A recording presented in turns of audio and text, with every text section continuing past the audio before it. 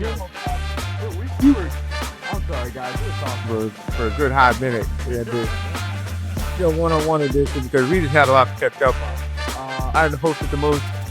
Go beyond Galen. It's just going to be me today, but my tag partner, Ernie. We're going to be Blood Without Fear. Link in the description below. Look at all that. It's just going to be me and him today because we got to talk some comics and everything. First things first, I want to give a shout out, rest in power to the OG original Galen, Glenn Holloway, and everything. So, yeah, if it wasn't for the old man, introduced me to comics and whatever other corruption from childhood we're talking about. We'll be talking to you, Ernie. And everything could be out. No, we wouldn't. Let's keep it real. But yeah, that's sure. Yeah. You would shout out to him. Shout out. Yeah. Shout out, Glenn. We'll catch you down the road.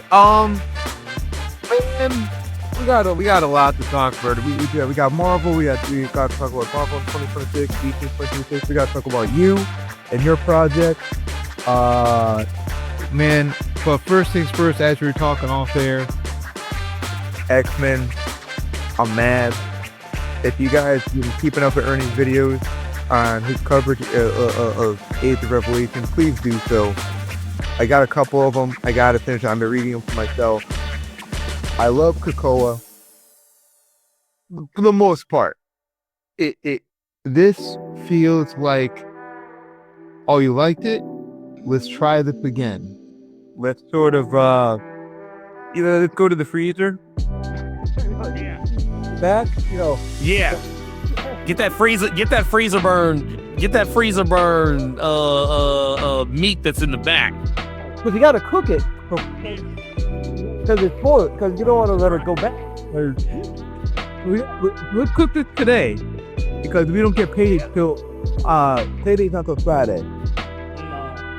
That for me feels what Age of Revelation is.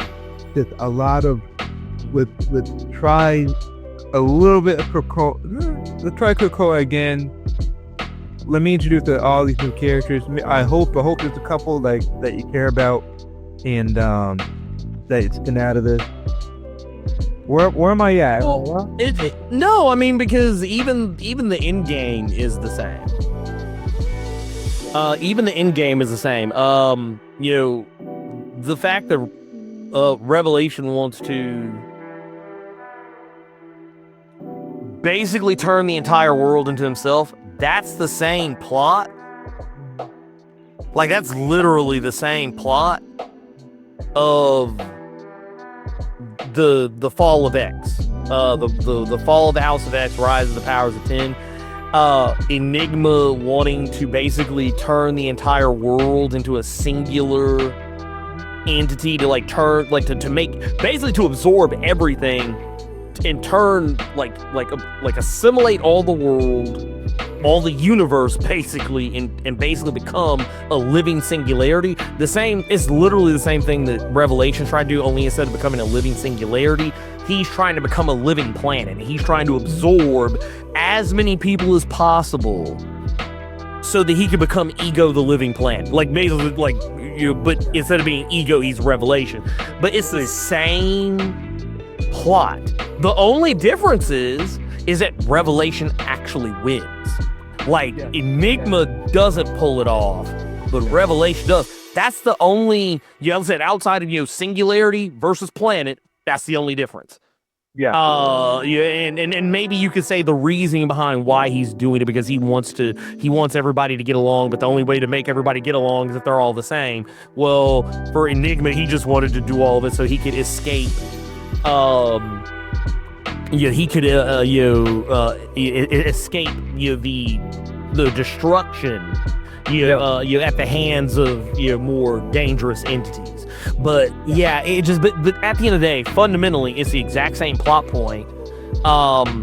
And I don't think that doing an event of this magnitude was necessary. Like I said, I'm not gonna dime out who told me because I don't want to make it hot for them.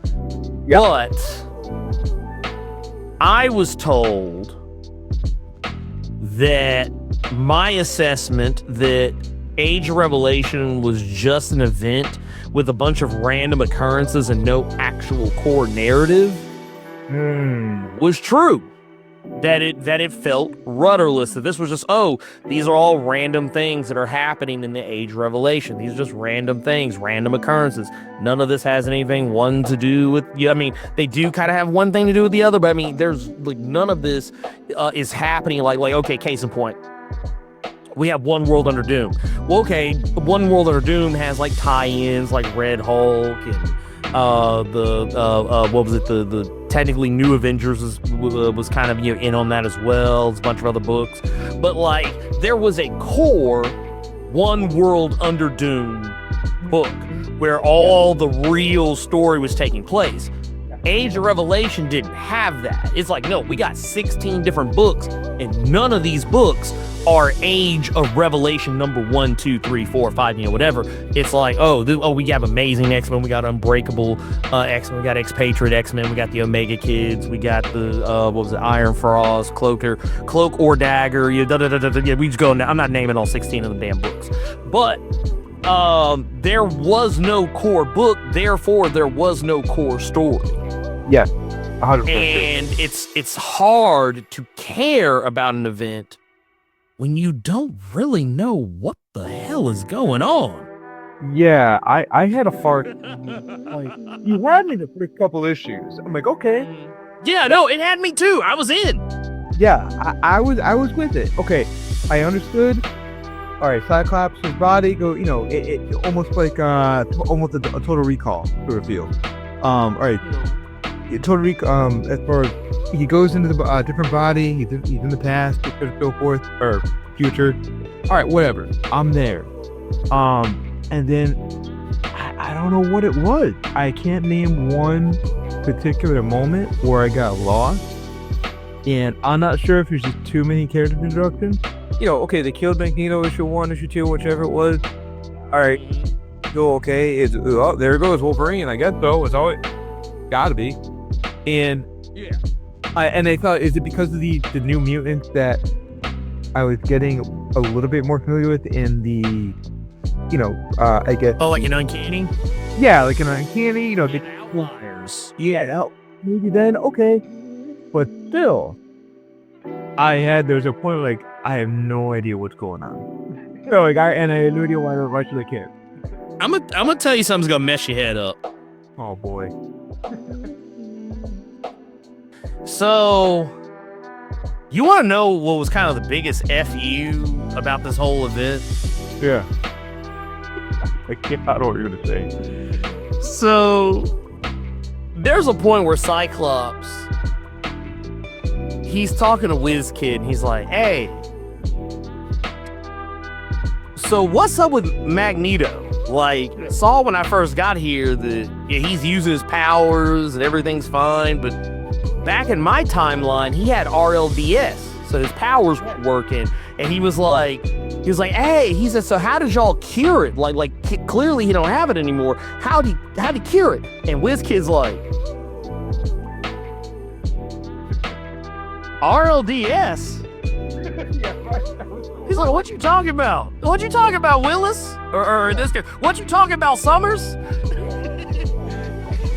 And it becomes clear that, Magneto's lying. He's lying about having RLDS. He's just putting on a game. So you think like, okay, well, when they get back to the timeline, Cyclops is gonna like confront him and be like, hey man, you need to come up out that chair because I know you're perpetrating. But then we get to this most recent issue of X-Men, which is actually like the true finale of Age of Revelation. X-Men number 23, and they're showing you not what happened when Cyclops came back. They're showing you what happened before he came back. And they're showing how the Age of Revelation Cyclops, who's now in the present day Cyclops' body, tried to kill Revelation. Yeah. And then, like, in the midst of all that, we find out, wait a minute. Age of Revelation Cyclops is looking at Magneto and is like, well, wait a minute. You got RLDS, the hell? So then it becomes clear that the timelines are not the same. That's something threw everything off, and it's like, okay, so wait a minute. So basically what you're telling me is y'all sent Cyclops to the future, or rather a future version of Cyclops sent our main continuity Cyclops to the future while he went back to the past to try and change things. But come to find out, they're not aligned on the timeline, because if they were aligned on the timeline, that would mean that the future X-Men would know about RLDS. They don't know about RLDS. And apparently, as we get back to the past or the present, RLDS isn't a hoax, it's actually real. Magneto actually is suffering from it. And now it seems like, wait a minute, this was a big fat waste of time. Like, you basically gave us this event that doesn't actually, I mean, not to say that all the other stuff that happened wasn't, fun or interesting or didn't matter, but ultimately, you sent us to a future timeline that you told us was a potential future or not even a potential future. This was what was going to happen because of the things that happened in X-Men as they were. Now, you're telling us that it ain't. And then even if you use the argument, well, it's because future Cyclops went back in time, so it threw everything off. Okay, even then. Yeah. It still doesn't account for the RLDS stuff and how, like, okay, well, clearly these two futures, if RLDS never existed, RLDS never existed in that future timeline, even in that future timeline's past, that means that none of this, it's basically, Age of Revelation is the equivalent of someone dialing the wrong number. That's basically what it was. Dude, I heard someone drunk a thumbnail picture for that. I can see it now. Oh, sorry. Go ahead. Please continue. Yeah, no. That was it. That's ultimately that was my takeaway from all this. Is that, and I'll be honest with you. Like, I read a lot of comics. I consider myself a professional reader at this point because I found little tactics to kind of be able to speed read comics and kind of know what to pay attention to, what not to pay attention to. And when I was reading these books, and it got to a point where I caught myself, instead of enjoying them the way I probably normally would have, I caught myself speed reading a lot of them where I wasn't even really paying attention to a lot of the more you start kind of being able to spot what is just words just to be words and what are words that are actually moving the plot forward. And when I looked at a lot of this stuff, I was like, yeah, none of this is moving the plot forward. I mean, it's moving the plot for this book forward, but it's not moving the overall plot forward. And yeah, I started catching myself recognizing that for most, if almost all, of the tie-in books, with the exception of maybe two. So that's insane to me. Right. And they did the things I said they were gonna do. Yeah. I was like, yeah, Wolverine's just gonna show up in the finale.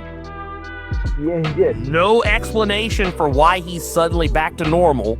You had to be there. You had to be reading Last Wolverine or something. And sure enough, that's exactly what they did.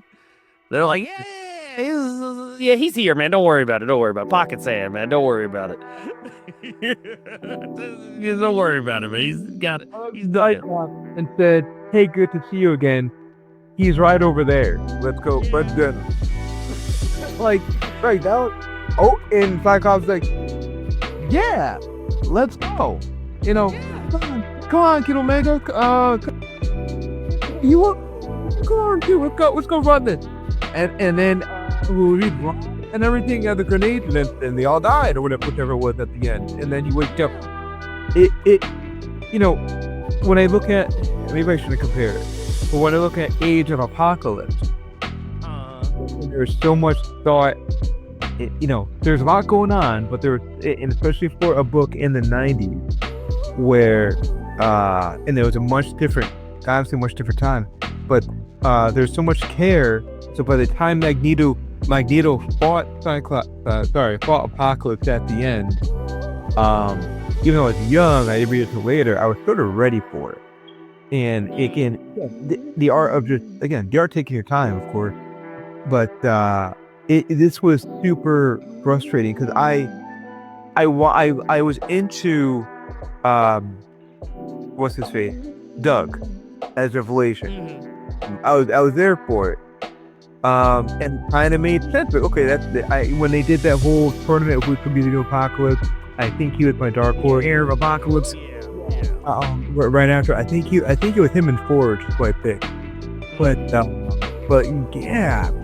after a while, like, I don't know why I'm reading this. If I'm self-deprecating myself, or I'm angry at myself for something. But I gotta see.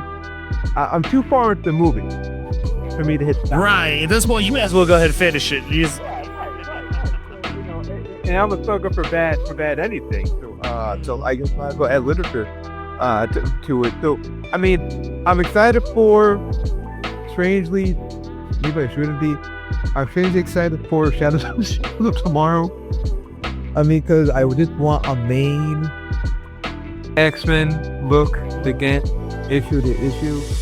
I mean, I read a bunch of when it was Krakoa era. I was there because it was just like, you know how Marvel is. Oh, you like X-Men?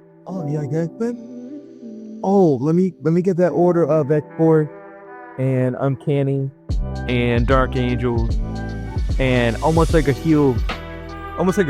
Like, which one of the 4 horsemen are gonna come out of this and make a career? Out of this. Which one of these books are gonna be good? So, I mean, I read a couple of them as far as the Age of Revelation. But after a while, I was like, not the age. But anyway, wrong. It's like I'm at a point right now. I'm like, look, man, just call me when it's over. Call me when it's over. I don't have it in me anymore. I can think of so many other books that I could be reading that are so much better and don't frustrate me. The way that some of these other books do. Like I'll be the first to say that, yeah, man, give me anything else. Give me any of these other books that I have around me. I would personally rather read those. Some of this mess that Marvel is. It's not just. Honestly, it's not just the X-Men. It's Marvel. Marvel's almost their entire line right now is rudderless. It's very tough right now. I did a little bit of Spider-Man again, and it's not just I don't know what's going on. It's more like where it's going. I mean, the only one I'm really digging is maybe the Captain America reboot, but that they did. I didn't like the last Daredevil run. And I think it started. The last Daredevil run I think started off great, but it lost its way real fast. I like Captain America. I like the Chip Zdarsky Captain America direction right now. I like the Hulk direction that Philip Kennedy Johnson's doing. But like once you get past Captain America and Hulk, I have difficulty I don't even like recommending. I know a lot of people are high on the Ultimate Marvel stuff. Right now, I'm not one of them. I like the Ultimates book, which is kind of funny considering that's the one I made fun of the most. But it comes from a place of love. But I still call them the vanillas. They're still the vanillas as far as I'm concerned. They're never beating the charges on that shit. But I felt like everything else is kind of, and I don't even like using this word, but I'm gonna just use it anyway. Everything else is just kind of mid. Like Ultimate Spider-Man is not doing anything I haven't seen in a Spider-Man book before. Ultimate Black Panther, while is kind of doing some things I haven't seen in a Black Panther book before, I don't like the things that it's doing.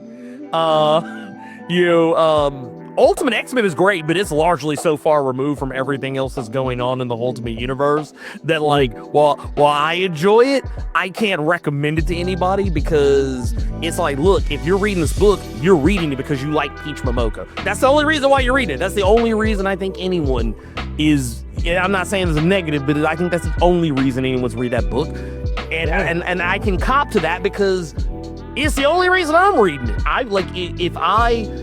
Knowing what I know about what that book is, if someone else was doing it that I wasn't that into, I wouldn't read it.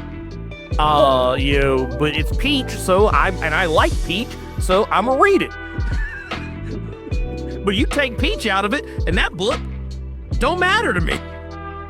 I mean, like Wolverine, I'm like, I'm keeping up with it, just not even out because I like Wolverine, I do, yeah. But I'm just not.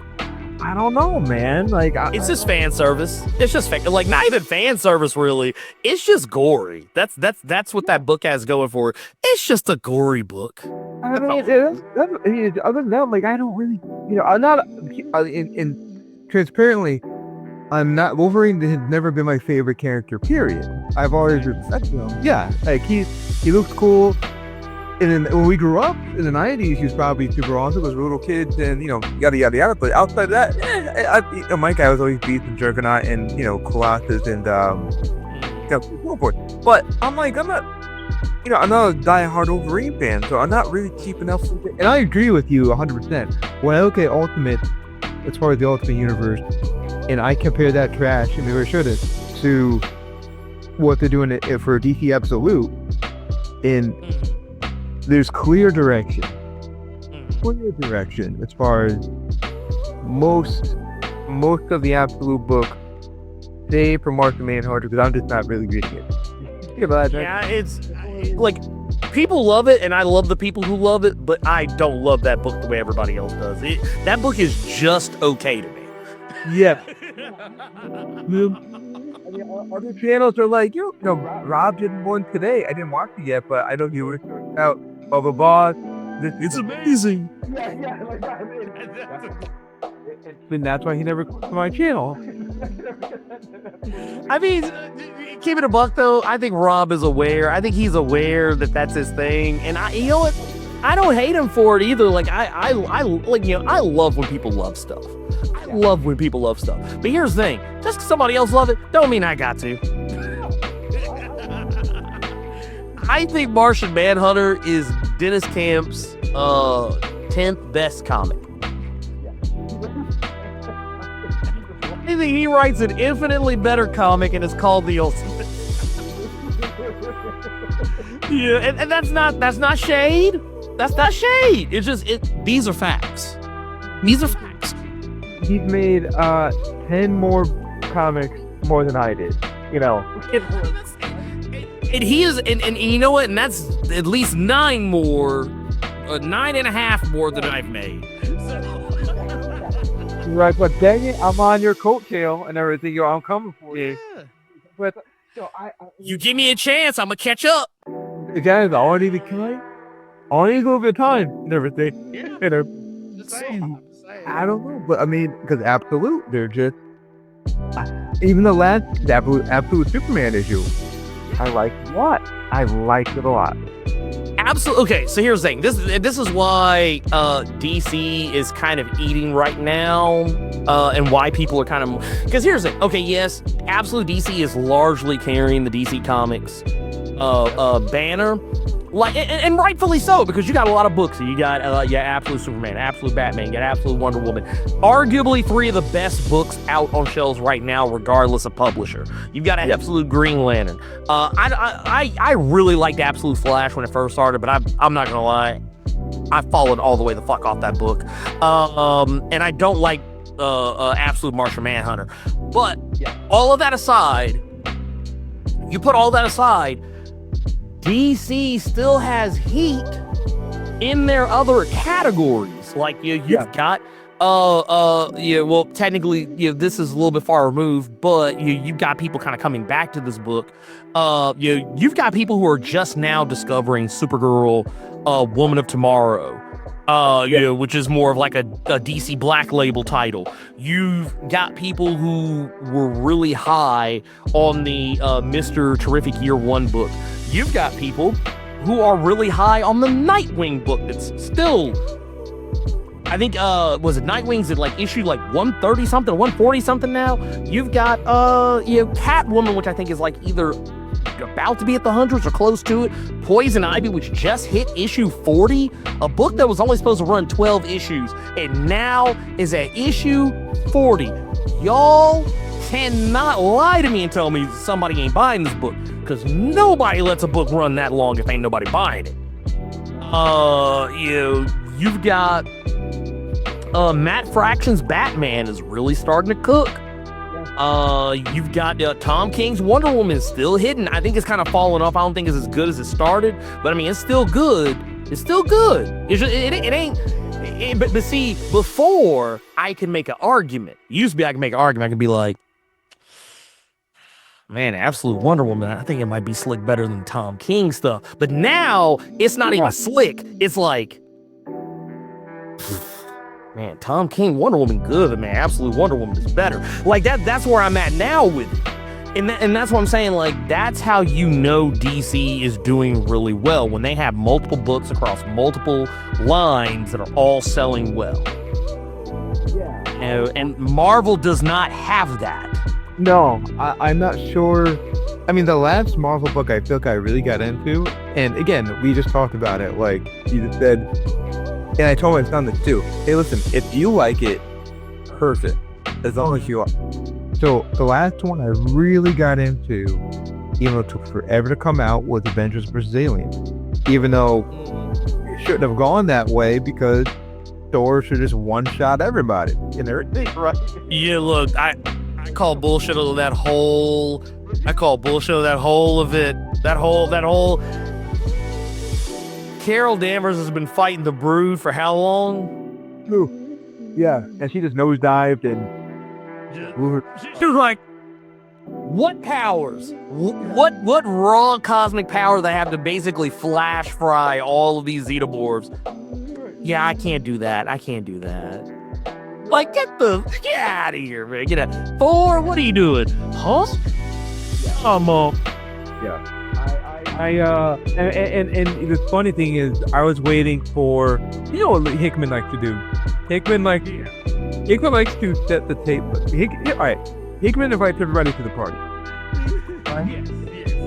He invites everyone to the party, and then, okay, we talked about Coca earlier. Yo, Hickman, can I make Dark Angel? Oh yeah, come on in, man.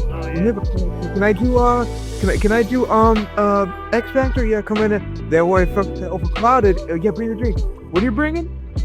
Oh, you're bringing X Corp? Oh, okay. See, this is why you need me. See, okay, Marvel, I'm just gonna say it. I don't know if y'all are gonna see this, but Marvel, here, I'm gonna make a proposition. I'm gonna make a proposition that is gonna be so delightful that you're not gonna be able to deny me. You're not like, look, let me come in. Let me put me in. I'm not asking to write any of your books. Ask me to be your editor. I'm gonna tell you what's gonna happen. Because I'm gonna do the thing that black people have been doing for centuries now. You're gonna call me, you're gonna say, hey, Blur Without Fear, do you want to come be the editor for the X Office? And you know what I'm gonna ask? Who all gonna be there? I'm gonna be like, who all gonna be there? Look, and if they start saying, oh yeah, man, we're gonna have X Corp, and I'm like, yeah. Oh man, I got a little tickle in the back of my throat. You know, I just don't feel well. I don't think I'm gonna be able to. Yeah, I'm not gonna be able to come by. Oh no, the baby's sick. I got it. Yeah. That's sorry. Yeah, and see, I don't want to get y'all sick. You know, so yeah, because I've all like, I've already gotten it. See, I already caught it. So yeah, it's better if I just stick. No, but in all seriousness, though, like I think that you can't say yes to everything. Yeah. You can't say yes to everything, and like I've told people this before, but like if you had me in charge, there would be no more than 6 X books on shelves. Yep. At any one, and I don't mean like in a day. I mean period. I mean like, look, you would have, I would take us to the best part of the 90s. You'd have Xmen. You'd have Uncanny Xmen. Okay, so that's 2 X books. And here's the thing. It wouldn't be the same motherfuckers you saw in Xmen or in no. Uncanny got a team. Completely different team on Adjective as Xmen. You're gonna have an X-Force book. You're gonna have an X-Factor book. And outside of that, you might, I tell you what, I would let you have a solo title, but I wouldn't be having Wolverine's gonna run for 150 issues, whatever. No. Everybody, what we would do is I would allow for some satellite books, basically whatever the other 2 books are, it's gonna be okay, we're gonna let Storm have a run for a little bit. We're gonna let Storm get 12 issues up in it. And then when that 12 issues is up, Gambit can get 12 issues up in it. And you want Jean Grey to have? Jean Grey, she can have, because here's the thing, at the end of the day, a lot of these characters are ensemble characters, and not all of them, and I honestly, I'm being generous here. I don't think all of them deserve 12. I would be like, look, maybe give Cyclops 5. I don't need a 12-issue Cyclops series. I love Cyclops. I'm an unabashed Cyclops fan. Cyclops does not need 12 issues. If he can have 5 or 6, and he's good. Matter of fact, hell, he could do good with 4 if we get the right writer. But no, I would be like, okay, rotate these solos in and out. And then don't just pick the people that everybody knows. I would give some books to some, I'd be like, hey, you know what? Y'all want an armor book? Y'all want an armor book? Let's give Armor about 5 or 6 issues. See what she can do. And if it's good, give her another 5 or 6. And then we gotta cut her off. We gotta cut her off after that. So we gotta get these other books out. I'd be like, hey, Sync was literally the leader of the X-Men for a whole major portion of the Draconier. He gonna get a book. He's gotta get a book. Bishop, we're gonna give Bishop. Give him about 10, 12 issues, see what he can do. And then you know what? And then we say, hey, Manifold was large and in charge. Let's give him 10 or 12, see what he can do.